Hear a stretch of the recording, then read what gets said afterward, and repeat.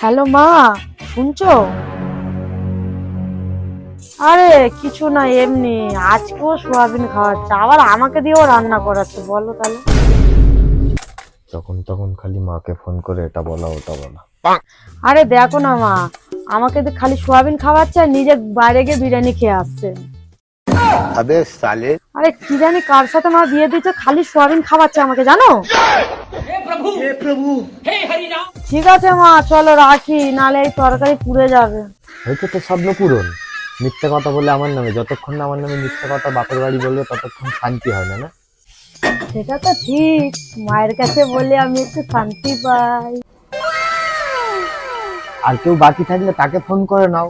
মা, মামি, দিদা, দাদু, তোমার সবাইকে ফোন করে নাও আর একবার বলে দাও আমার নামে। হ্যাঁ দাঁড়াও, ঠিক বলেছো, আমার বোনকে শুধু বাকি আছে জানানো। হ্যালো এ বোন, জানিস তোর জাইমা আমাকে আজকে সোয়াবিনের ঝোল খাওয়াচ্ছে।